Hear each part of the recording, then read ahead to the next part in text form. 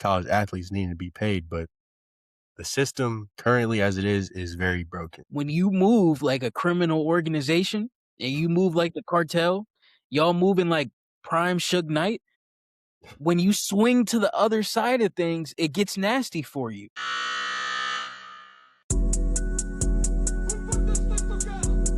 Making my point, but I know you don't get it. Got cash in my briefcase, I'm handling business. They made a few racks from the head to the dentist. I'm handling shit, I'm a menace, no dentist. What's up? Welcome back to At the Buzzer podcast. I'm your host, Derran Cobb, and I'm here with Collin Hatfield show.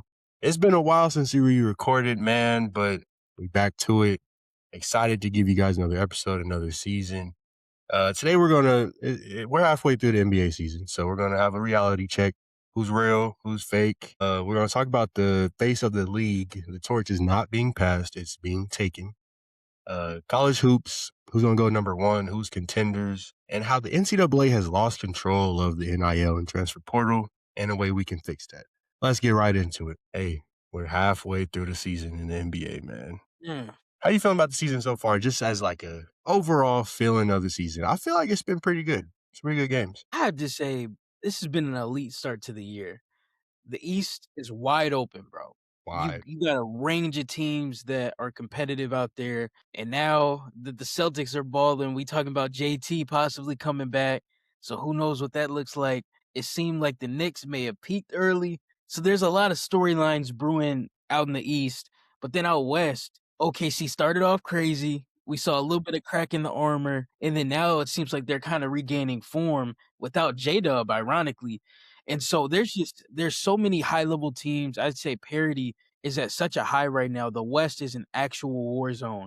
Like, you're gonna realistically have a team the caliber of Minnesota, Houston, or even LA be in the play-in. And that's wild. Because most years they would be a top 3 to 4 seed in the West. So I think we got some really high level hoops going on right now. Yeah, let's just jump right into that. Let's start out West because that's the stronger conference. And we've known that for a while now. Just the West is the stronger conference.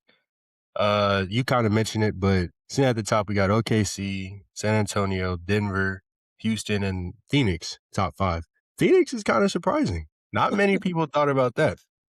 But which of those teams do you think are real, like actual contenders that could make a lot of noise this summer? Out of those teams, just on the way that we've seen the league steer in the past couple of years, size, defense, and rebounding are just so important.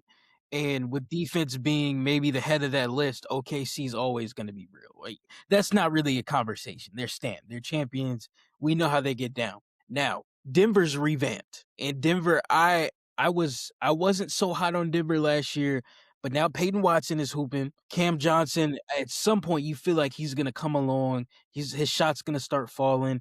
Christian Brown is still working his way back from injury. So for them to be as good as they are with the injuries that they've had is kind of concerning to me for the rest of the West. Jamal Murray is having a career year, really getting to it, 25 and 7 a night. And I think you got to tip the cap to Adelman. The work that he's done, he's maximized Jamal Murray, opened up the offense just a little bit and gotten more out of them defensively. They looked a lot better. So I'd say Denver's real. You got to say San Antonio's real. And I don't like some of the discourse around San Antonio. I think people are strictly accrediting all the greatness to Wemby, but there's a nuanced conversation there. They have a 3-headed snake at guard that very few teams in the league can copy. Yeah, a Champagny lot and of people Barnes. were wondering how they were going to utilize all 3 of them together. Because when you kind of think about it, Fox, Harper, and Castle, they have similar play styles. So it was like, how will they work together? And yeah, it's working. It's been working. It's working. And then at the same time, you got Champagny in one corner, Barnes in the other, and they're knocking down threes at a crazy rate. So they've got the personnel to switch 1 through 4. They've got great guard play. They got guys that can knock down shots. And then obviously now you throw in Victor, who is a complete lockdown kind of defensive system on his own. His offense is slowly coming along. He's getting to 24, 25 a night. They're legit. Houston, I've had to take a step back. I'm not quite a believer. There's too many question marks on the roster for me right now. And I'm a KD guy. I love KD, and I do like what they have going on over there. But until they take the training wheels off with Reed Shepherd, I don't see it. He should be closing games. With the way he shoots, the way he scores. I don't see the point of keeping him on the bench. But they also just don't have enough consistent shooters to make defenses pay for loading up against Sengun and KD. So I'm kind of out on them for the moment. Yeah, Houston's weird because on paper you would think that those are like real contenders for not only the West, for the entire league. I mean, like you said, KD, you got Şengün, you got Amin Thompson. And here's where I know that you think that they're not biggest, but one of their biggest flaws is, or I guess misses, is not having Van Vliet this season. How big of a hole is that? It can't really be overstated. If you watched, he actually put out a podcast with KD during the season, which I thought was pretty surprising. But they talked about how their offensive process is just not there. And you see the OKC game the first night was a great example of it. The ball pressure was completely killing their rhythm. They could barely get the ball over half court. They're getting turned 7-8 times. They can't get to an action because Thompson, everyone's going under his screens. And then for Reed Shepherd, he doesn't have the craft yet to run a guy into a screen. So they're having all of these kind of simple issues. They can't feed the post. They can't get the ball to Kevin Durant when he does get a mismatch. So there's so many fundamental things that they're not able to do that Fred VanVleet does flawlessly, and you don't think twice about it. Last year when Sengun needed a touch, they could run the two-man game. If you switch, he can get it to him because he's been making post-injury passes since the 2019 championship team in Toronto. So that he can shoot the ball, he can play the pick and roll, and I think his biggest benefit would be getting KD off the ball, because now if you can get KD off the ball, you can diversify the offense, you can run some actions, and you would get more gravity from him, and it would be a bigger help to the other guys. But now KD has to try to be your number one scorer and number one playmaker, which at this age, I don't know if I want to put that much on his shoulders. So it's been a massive loss for them not to have Van Fleet. And I know he's talking about trying to get back, but you got to be really careful when you rush an injury and a return at his age. But I don't know, man. Unless they find some more consistent point guard play, I see a world where they get bounced first or second round. Yeah. How you feeling about Phoenix? That's a team that a lot of people thought were just, well, I almost said drop off, but last year they didn't even make the playoffs. So what is there really to drop off from that? But, KD left, a lot of roster changes, honestly, but they're sitting at 5th in the West halfway through the season. Why? Hey, you got to point to two things immediately: the greatness of Devin Booker and a coaching and overall regime change in Phoenix. I remember making a video the day I found out that Mike Budenholzer was going to become head coach of the Phoenix Suns. I was not a fan of it. He had very, I feel like, dated defensive principles. They played a lot of drop coverage. They were very aggressive in terms of packing the paint and allowing threes. And it's not that Jordan Ott, their new head coach, is completely in a different direction, but you see that more. They've adopted OKC's kind of style. They're going to be in the gaps. They're going to switch 1 through 4. They'll front the post. They're looking to turn you over, speed you up. And you also look at how a head coach utilizes guys. Collin Gillespie was not seeing minutes under Budenholzer, and he was just kind of at the end of the bench. He was just an extra body. But now you get a coach like Jordan Ott that knows how to speed the game up, put some life into him, makes him a feature in the offense. And now you're seeing nights where he's getting 20, where he's leading them into big wins without Devin Booker. So that boils down to great head coaching, in my opinion. Also, his player development. I think we've seen some really good hoops out of Mark Williams, out of Ryan Dunn, also Iguodala, some of those younger guys that they've had to develop. And at the same time, now you flip to Devin Booker, and that's what makes the best shooting guard in the league conversation so difficult, because he's really an offensive engine. Like, he can play point guard. He can be your pick and roll guy. He draws doubles, draws tough coverages. And the way that he's led this team, caps off to him. Like, if his numbers were just a bit better, I'd say put him in MVP conversations, because no Green, like, he doesn't have another all-star in this roster. And shout out Dylan Brooks. He's been doing his part. But the casual fan that's not watching on a nightly basis can't tell you who's in their starting lineup and who's coming off their bench. So Devin Booker really strapped in, and he's been exactly what this team's needed. Yeah, I'm interested to see if it lasts. There's still a lot of basketball left to be played, It's but true. they've been looking good. You got LA creeping up behind the Lakers and the Wolves. Both of them are like a game and a half, a game or two behind them. Do you think either of those teams can jump into the top 5? LA is fraudulent. Completely fraudulent. I don't know if they get out of the play-in, bro. Like, You don't think so? I don't know if the Lakers get out of the play-in. The defense is abysmal. You are not going to win competitive basketball games with Austin Reeves, Luka Doncic, and a 41-year-old LeBron James defending. It's just not going to happen. I love Marcus Smart. I love the addition of him. I love bringing Vando's minutes up, but you can't cover 3 guys who simply aren't guarding on ball, and off ball, they're all asleep. We did a video on this, but Luka, his impact defensively, like in the half court, yes, he struggles and he's not good there. But what he really stresses them for is transition defense. Every time he's foul baiting, he's getting into you, throws it up, falls down, hands in the air, he's talking to the ref, and now you got numbers going the other way. And if you're doing that in the West, okay, I'm Spurs, I got Steph Castle, Dylan Harper, and Wemby running the other way. Even if I'm Houston, I got a Min Thompson, KD, and Sengun running the other way. Okay, see, J-Dub, SGA, Chet, like you can't afford to give up numbers, especially in the West, but really in the league at large when pace is such an emphasis league wide. They're a fraudulent team, bro. I think they've got to blow it up. Hopefully just for LeBron's sake so that he can have a cohesive end to his career. If this is his last season, I hope to see him move someplace else. And hopefully they can do something building around Luka Doncic. But this is another day and another conversation. But I don't know if you can build a title team around Luka Doncic. And I could go in depth on that, but I don't believe in it. Yeah, I honestly don't think so either. Like you said, he's just way too much of a liability on defense. And in Dallas, that could be managed. I mean, obviously they got to the finals. That can be managed because he was having such a supporting cast that will step up and will Mhm. help him on defense and will protect the paint, will switch whatever for him. But in LA, there's 3, 4, 5 other mismatches defensively. So you can't really back him up with other people who can't play defense. And that's why I feel like it hasn't really been working in LA. But I'm an Ant fan. I I think Minnesota, they're weird to me. They have nights where they're hooping and they look like one of the best teams in the league. And then they have nights where it's an Ant show. Or if he's not shooting well, they're getting blown out by 20. Mhm.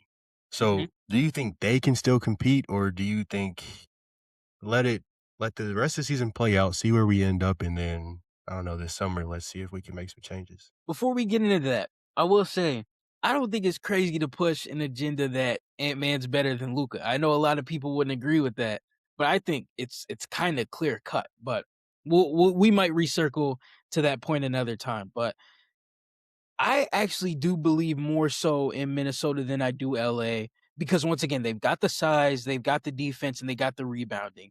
If you can crutch on that, it's probably going to get you through a playoff series, maybe 2. I don't know if this is the year that they make another run to the Western Conference Finals. I really think they got to get active at the trade deadline. I heard that they're interested in the Bulls trio of Trey Jones, Kobe White, and Ayo Dosunmu. It sounds nice. And maybe I would be specifically looking at Kobe White because I think you need a guard that can score as well. Ant needs another guy that can take some of the pressure off his shoulders. Shout out to Julius Randle, has had somewhat of a career resurgence. Not that he ever truly fell off or was bad, but I think we've seen a lot more intent from him on the defensive end the past 2 years. He's kind of stepped into a better role. But I just don't trust their guard play right now. Conley's too old. Dillingham isn't quite what you need. Same for Bones Highland. So I think they need to go out and get a guard. And also, I think they got to trust Terrence Shannon Jr. I want to see more minutes of him in the rotation. Super athletic, is a freight train getting to the rim. I just think he adds another punch that they could really use. Yeah, it'll be interesting to see what they do. We can revisit that trade deadline talk in a little bit, but let's go over to the East. There's a team that not many expected to be number 1. Like they were competing last year. They were a playoff team last year. They nearly beat the Knicks, but some late game heroics from Jalen Brunson in a couple of games. You're gonna lose that. But this season, 32-10, what is that, the second best record in the league, best for the East. How are you feeling about Detroit? Is this going to last? It's legit. It's legit. And the funny part is it's so different from the rest of the league's model. They are 90s basketball. If you want 90s basketball, they are a reincarnated version of the bad boy Pistons. I've never seen like team spirit revive itself as much as it has with the Detroit Pistons. You've got a double big lineup of Beef Stew, Isaiah Stewart, and Jalen Derran. They're vacuum on the boards, getting all the rebounds.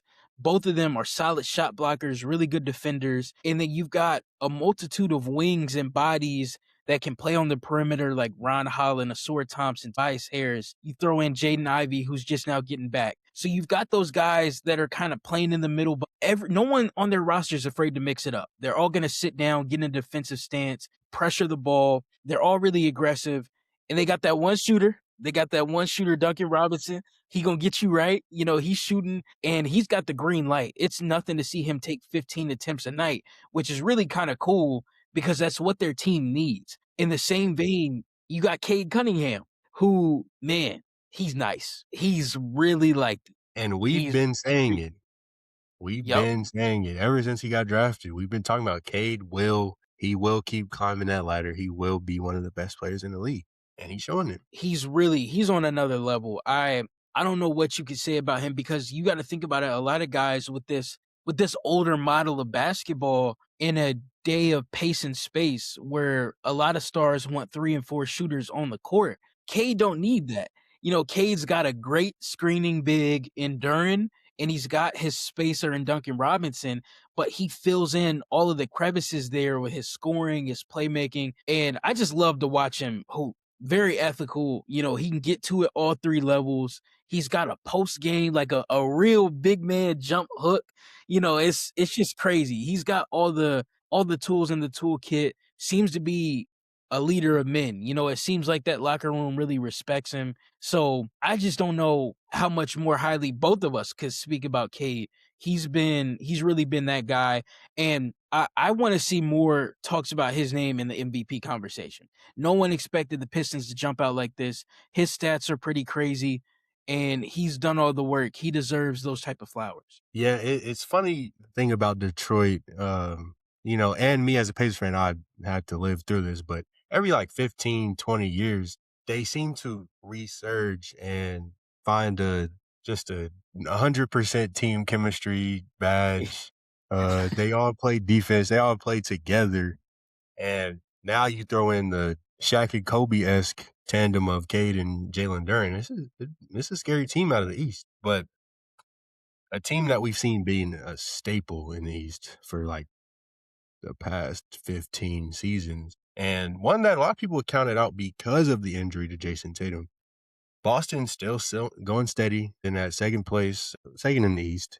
Jaylen Brown, MVP caliber season. Boston feels like you can talk about Denver as well, but Boston feels maybe the deepest team because their biggest star goes out. And some games, even Jaylen Brown doesn't play. Then that makes Derek White step up, and he'll put up 25. Peyton Pritchard will put up 25. Sam Hauser will shoot 23s and make 10 of them. You know, so how are you feeling about Boston? Boston is legit. And part of me, I really believe, this is my theory, Joe Mazzulla was partially excited. Obviously not that Jason Tatum tore his Achilles, but I think he was excited at the prospect of coaching a team that no one believed in, because you would get like the basketball version of the freakiest Joe Mazzulla ball you could ever get.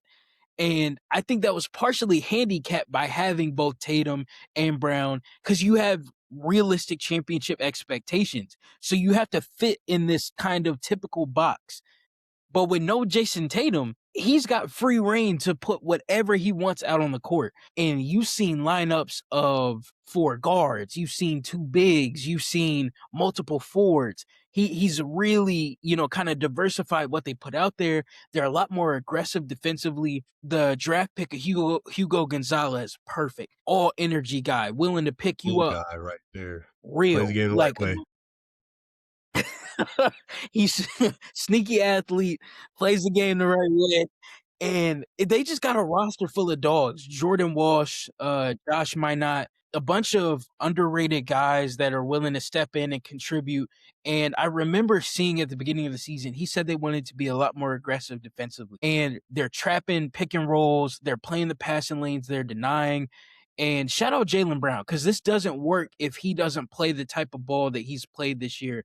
Been higher scoring volume, yet even more efficient than he's been throughout his career. You don't ever really see that happen to a guy, especially deeper into his 20s. So he's played fantastic basketball. And I think the Missoula motto of getting up threes, turning you over, it's a very interesting and innovative way, and I think it's rubbed off on the rest of the league. But he's really kind of showcased his coaching chops. This has been a masterclass in how to turn a roster that no one thought was going to be even top 5 worthy in the East to being a legitimate contender without Jason Tatum. Yeah.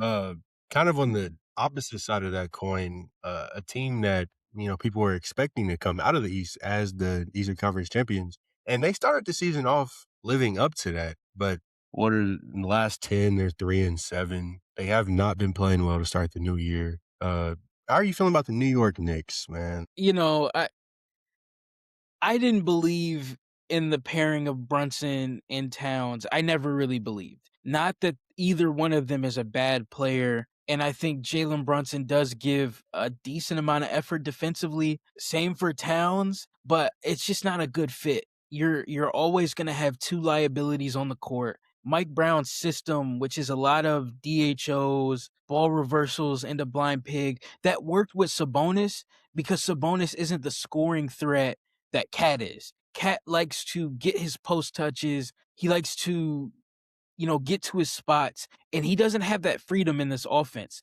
So I think he's looked a lot more limited than we've seen from him in quite a few years. So they're not maximizing him. OG Anunoby's play has slipped off. Mikal Bridges' play has slipped off. So we're kind of seeing regression from everyone on the roster. And I just don't think Mike Brown's getting the most out of Towns, but he is kind of, I'd say, elevating Brunson. This style of play works for Brunson. It gets him a step on defenders. It gets him in motion, which makes him even tougher to guard. But I just don't believe in their defense. And, kind of the example of the other night of Mike Brown, like people were really upset at him hugging Draymond Green after the game, after he tried to pull Karl Anthony Towns down.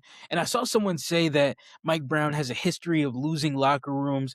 And I can't, obviously I can't speak to the validity of that, but I just don't think he's done enough to embolden or empower Karl Anthony Towns. And if nothing happens soon, I think it's a real possibility you kind of lose Cat for the remainder of the year and you end up trading him. So I don't see it really happening in the East for them. I think they've at bare minimum have to make multiple moves for them to be a legit contender. Yeah, it's funny you mentioned Mike Brown's history of losing the locker room. It actually came out a few days ago. I think that the Knicks players haven't bought into his system. Like how you said, kind of his game plan with the Kings, like you said, the dribble handoffs and using Sabonis to initiate the offense. That's not really working with Cat. He's a No. completely different player, and reports are showing that the Knicks think the same way. And they've had the player meetings. Once there's the player only meetings, that your season is over. I'm not gonna lie, especially halfway through the season might be over. So Knicks contention window, I don't know. Flip Cat while the price is high, man. I say make a run at Giannis, try to throw him in there. I think you could probably get away with throwing Mikal Bridges in there. Throw those two together, maybe slap a draft pick on it, call it a day. See what you can do with Giannis and Brunson. I guess we're gonna stay in that division, and let's talk about the Raptors. Number 4? Were you expecting that? I'm not gonna lie, I was not expecting them to be top 5. Scotty Barnes consistently getting better. RJ Barrett has been playing good ball in Toronto. Grady Dick has been balling this year. Colin Murray Bowles, sleeper draft pick. How are you feeling about Toronto? Wasn't expecting this at all. I love their defense. It's I was watching the Indiana game, versus the Pacers, and dog, they're just flying all over the court. Scotty Barnes is on one side, Colin Murray Boyles is on the other. Both of them can realistically switch 1 through 5. Then you've got a bunch of scrappy guys like Ochai Agbaji. I hope I'm saying his name correctly. Jamal Sheed. They've just got guys that are aggressive, will get into you, play really good defense. Quickly just had 40 the other night on 13 shots. Like, that's crazy. And so they got some dogs over there. Brandon Ingram has had a really solid bounce back year. I'm not quite sold. I feel like they need a bit more offensively. Maybe Brandon Ingram and, maybe you could combine Quickly and Barrett to go get an underrated star on the offensive end that could bring a little bit more of a punch. But they've been a very welcome surprise. And Colin Murray Boyles might be the steal of the first round. I was sitting there watching the draft like, yo, who's taking this like little power forward? Like, what are y'all doing, bro? That 6'6" Cinder. Yeah, Okay. I don't like that. That didn't check out for me. But started watching, his defense is incredibly impactful, really good rebounder. Offense polishing, it's gonna continue to get better. So they've been quite the surprise, kind of the Suns of the East for me this Yeah. year. Yeah, I was actually at the game against the Pacers, and they held Indiana to like 14 points in the first quarter. And Mhm. like you said, they're switching everything. They're flying across the court. And they had a really good game plan against the Pacers. Obviously, Indiana's battling all the injuries and everything. So you really want to focus on two players, Pascal Siakam and Andrew Nembhard. And that's exactly what they did. Andrew Nembhard is getting trapped as soon as he crosses half court. As soon as Pascal puts the ball on the court, he's getting trapped. So you're going to make someone else have to hoop. And I Mhm. mean, the game plan worked. That's a great game plan. I like Toronto's defense. They That's they definitely going to get could them through a series or two. That's what I'm saying. I think they could run up on a team that no one is really thinking much of. It's like, yo, okay, we got Toronto first round. Who cares? And that defense could bring a serious problem. Brandon Ingram, we saw what he looked like in that one playoff series back in the day versus Suns. He was getting to it. So I think they could. I think they could make some noise. Maybe send kind of an upset in the East in the first round. And then, 5 through 10, especially 8 through 10 is always the same three teams. They call it the DeMar DeRozan Invitational.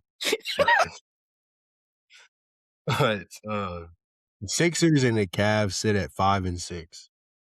And they essentially have the same record. I'm not gonna lie, both of those teams feel kind of disappointing to me. Yeah. Because the Cavs were number 1 last year. Mm-hmm. And I mean, they have essentially the same roster, a couple different plugins but it's essentially the same team, and they don't look the same as last year. Mm-mm. It took me a second to get over the DeMar DeRozan Invitational. It's crazy. But as far as it goes with Cleveland and the 76ers, Cleveland is just very interesting to me. We've seen regressions from Evan Mobley, who was kind of out to start the year. DeAndre Hunter has not nearly been the same player. Lonzo Ball hasn't been quite the fit that a lot of people expected, which to me, I think we're just kind of in the day and age of, if you want to be a playmaker, you have to at least attempt shots. And you got to look at the rim. Defense has got to honor your scoring threat. And I think he's so passive at times, it makes him predictable and it makes him readable. So they've just had some pieces that haven't panned out. The defense especially has not been nearly what it was last year. I think they were a lot more aggressive, and lineups with Allen and Mobley were a lot more impactful. So we just haven't seen the same bite and edge from them.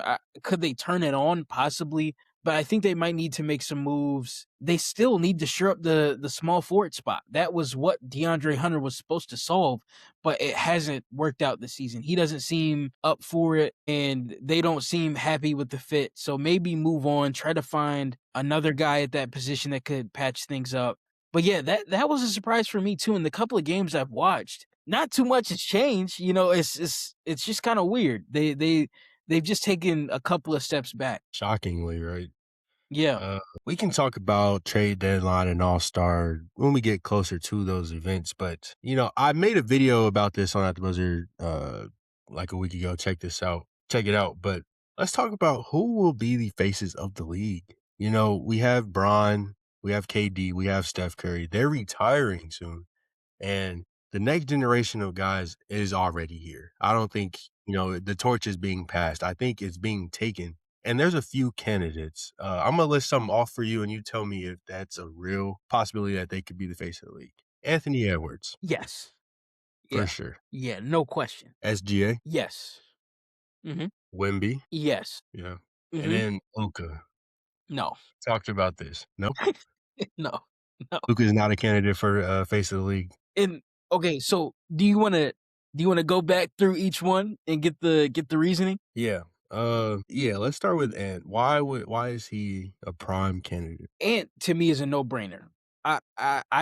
He's why I thought this conversation should never be happening. Anthony Edwards is authentic, he's genuine, and that sells today. Like, that's so important in an age of characters being nonchalant, doing whatever it is that you think will sell to people. It's very easy to spot someone who is true to themselves. And I don't think you see that as much as you do with Anthony Edwards. He's from Atlanta. He keeps it real. He keeps it exactly how he's always acted. And for that, I really respect that. And I think you've seen that resonate with his shoes, with Adidas. He's had one of the bigger sneaker campaigns we've seen in the past 10 years. While basketball footwear is on a decline, he is bringing it back with Adidas. You've seen how much they poured into the marketing. They've got Cat Williams in his commercials. They're pulling out Ice-T to be in his commercials. Like, he's making a massive impact. It sells, he resonates with young people, and he has the game to match. He's got all the skills. He's effective enough to be a championship player, but also his highlights are insane. The dunks, the crossovers, the pull-up threes. He's in your face. He defends. He does everything you would want to see out of the face of the league. And I think I think they might be a little bit scared, let's just be honest, to embrace someone from Atlanta, to embrace, a young black man, to be like Anthony Edwards, to be the face of your league, who's not maybe the most corporate polished guy. But I think they are leaving so much money and opportunity on the table. It shouldn't be a discussion. He's that guy. Yeah. I'm right there with you. He just has all the makings of the top star of the league. I mean, all he's missing is the MVP award and a ring. Real. Let's be honest. He might be missing a ring. I'm not one that's, with all the ring culture, defining the greatness of a player, but for face of the league, that's definitely going to be haunting him until he gets one. But I think it is, and like you said, everything you said, he's marketable. He has the play style, and he doesn't care. He's going to be himself. But what I think also kind of sets him over, he's there for the moment always. He knows how big a moment is, and he plays up to it or past the moment. Like, we saw it in the playoffs, really the past 2 years, but especially this past season, the Nuggets series. He's playing against the best player in the world against one of the best teams that we've seen in the NBA in the past few years, and he took them to 7. Really, I'm not gonna say by himself. No one can really win by themselves, but he was the main contributor to that, and they revolved around him. So we just need to see him take that next step and either get an MVP or a ring or both. But I think he's the prime candidate. And I mean, to that point, he told the Nuggets trainer, "I'm gonna see y'all back here for Game 7." Goes back, blows them out in Game 6, and then beats them on the road in Game 7. Like you said, there's not a moment we've seen from Anthony Edwards where he shied away, deferred, or crumbled under pressure, and you got to respect that. I feel like SGA might be second on that list because, like I mentioned, he has the ring, he has the final MVP, he has the MVP, he has the name, he has the jersey sales. He is up there. So, do you think we should be talking about him as the face of the league? I think he's definitely up there. And it's funny because to me, him and Anthony Edwards are very much so contrasting personalities. Shea is not Shea's not going to talk all that much, but at the same time, I think he does resonate with young people today. You saw a year ago the memes of Shea's aura knocking people out and all this stuff. Like everyone kind of wants to be like SGA right now. You want to be nonchalant. He's got the swag. He comes to games fitted up. He's got a signature sneaker that seems to be doing pretty well. It's making waves in the mainstream. Something we haven't seen from Converse in a very long time. Quite a long. So I think he's very much got the personality. He's got the on-court game to do it. He now has the pedigree of being a champion, being an MVP, Finals MVP, and he's slowly pacing to do some things that would land him in all-time great territory. So I think he's a very, I would say, a very safe pick for to be someone that the league builds around. Yeah. I think it's between those two. You can throw Wemby in there. Some people might want to throw Luka in there. I'm not putting Luka in there, but yeah, I think it's between those two. In college basketball right now, we actually have a few players who have been playing at such a high level that they could end up taking over that face of the league conversation in a few years. So I'm going to ask you, who do you think is going to be the number one pick out of AJ DeMonsa, Darren Peterson, Aaron Boozer? There's a lot of great players in college basketball. Yeah, Darren Peterson.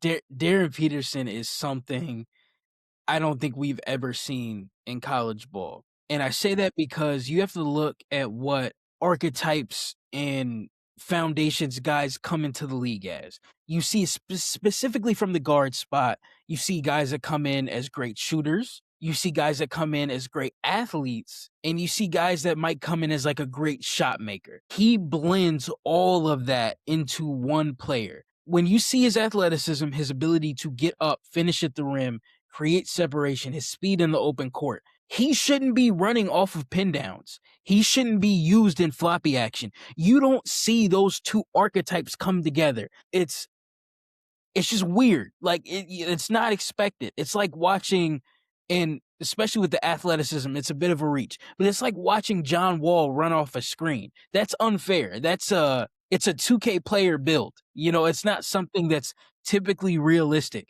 And with his shot making and his overall offensive ability, I just think he's something we've never seen. 6'5", sizable guard that can defend. He can play completely off the ball. He'll be moving, cutting, catching shoots, attacking closeouts, or he can be on the ball all night and give you work. I don't think we've ever seen a guard as effective as he is. He gets comps ranging from Bradley Beal to Devin Booker to SGA. What does that tell you about what he can do on the court? He's special. So I've got him going number one over. Yeah, I mean, he breaks the chart if you're talking about just from a that boy nice perspective. Yeah, that boy nice. He is. So you're not worried about his injury? Not overly. And I understand that there's been a lot of college fans, specifically KU fans, that were upset because he's asking to be pulled out of games and doing whatnot. But you got to ask yourself, if you were months away from millions of dollars, would you conserve your own body? I think about that. So if that's the case, no, I'm not really worried. I just think he's conserving himself, and getting up to playing at a college level can be a big adjustment on the body. We saw it with Banchero. We saw it with the sweating and the cramps. So I'm not very concerned about his injury. I think he'll be fine. And as the college season ends up, he'll have time to rehab, to put on some weight, put on some muscle. And I think he'll be more than ready when it comes time for the NBA draft. Yeah. It'll be interesting to see how it shakes up. We can definitely revisit that, as the time comes. But it's funny you mentioned that he has millions coming up, like he's not already probably making millions of dollars right now.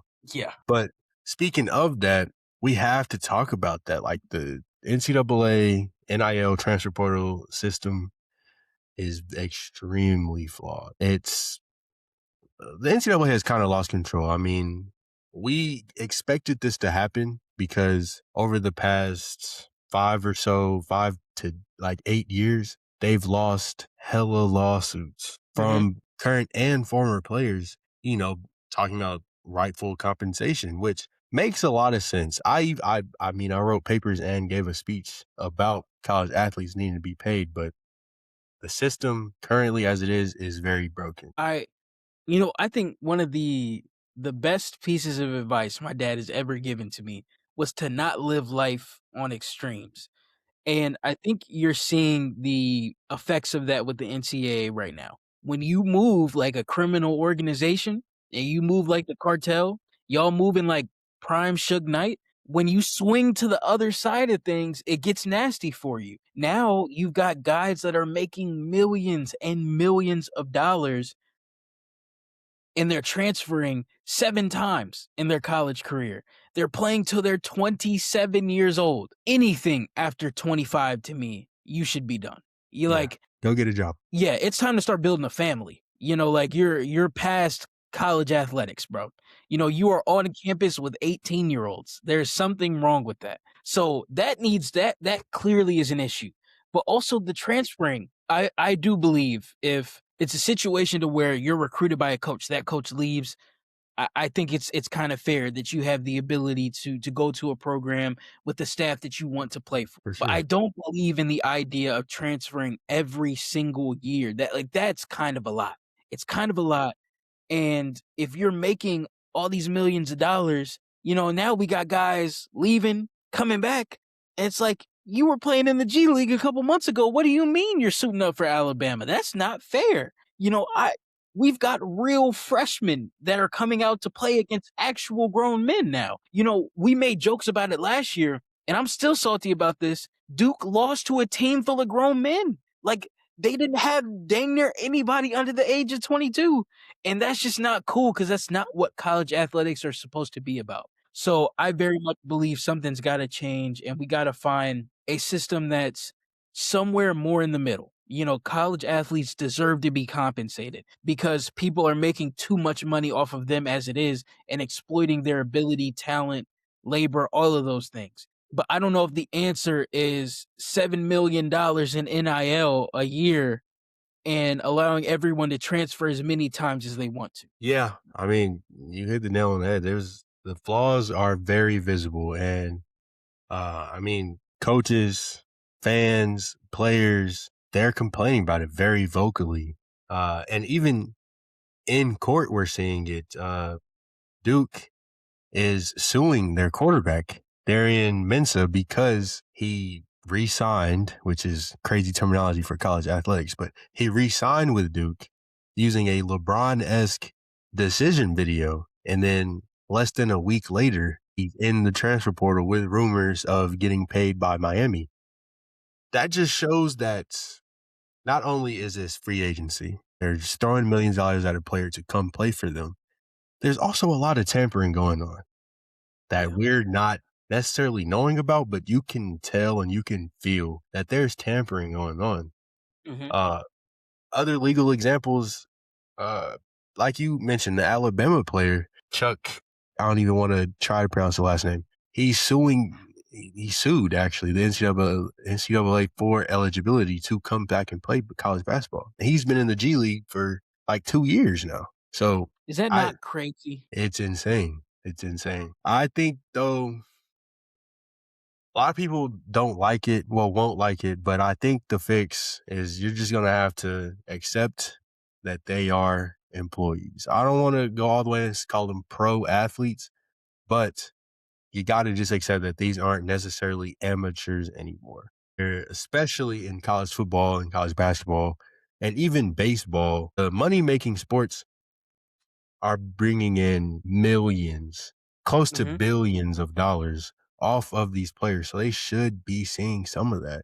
But like we've said, it shouldn't be here's $5 million, come play for my school. It should be, okay, you can go get paid off signing autographs at this event or taking photos at this event or like a national campaign from like Bose headphones or something. They can pay you to be in their commercials. Like that's what NIL should be. So I feel like they're leaning towards a collective bargaining agreement. And I haven't thought this out, and it's not the super, logistical plan here, but like you said, if we're treating them as employees, I'm not a big fan of like all the private donors. I think, especially from these bigger schools, like you said, the schools should be paying for these kids, and really the NCAA at large should be paying for them.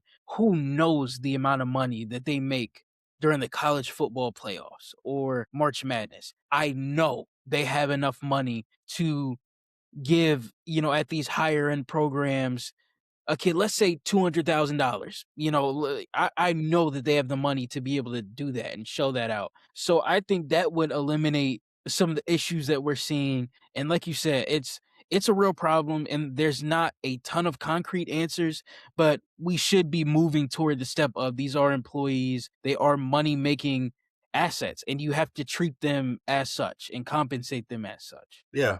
I mean, we saw them introduce a salary cap a year or two ago, which was a step in the right direction because teams shouldn't be able to have $50 million from boosters and angel donors, But I do think they should have some money to be able to just, weekly, monthly, however they want to do it, just weekly, monthly, pay their players like like like a salary, like a contract, because they are technically employees under a CBA, and that would also limit transferring. I think you shouldn't be able to transfer more than twice, in my opinion. Maybe Agreed. 3 times, but that one you'll have to you got to give me a good reason for that. Uh, and a CBA would also allow them to really introduce revenue sharing, where the NCAA gives, conferences, schools the money that they distribute, all of that to their athletes. Mhm. I don't know the exact number from last year or the year before, but when I wrote an article when they first introduced NIL and transfer portal a few years ago, uh, I found out that the March Madness tournament as a whole made CBS $900 million. The players should be seeing that Yeah. because we're not watching it for the commentators. I'm sorry. There's some great commentary, but we're not Mhm. watching it. We're watching to see these players play basketball, to Right. watch them play football, and they should be Mhm. getting money from that. The problem with that, though, is uh, schools that aren't Power 4 aren't going to be making a lot of money. And Yeah. athletic teams and programs that aren't football, basketball, baseball, they're not going to be making a lot of money. So, I'm not a higher up NCAA, so it ain't up to me. But Right. I do think they need to figure it out because it's a bad system. We appreciate y'all for checking in and tuning in to At the Buzzer podcast. We really miss doing this for you guys. Life is going to get in the way every now and then, but we're back. Great discussions about an NBA. It's been a great season. I'm excited to see, how it plays out. Got some big stuff coming up, trade deadline coming up, All-Star Yeah. weekend coming up, college hoops. We're getting closer to March, so So, excited to watch that. mhm.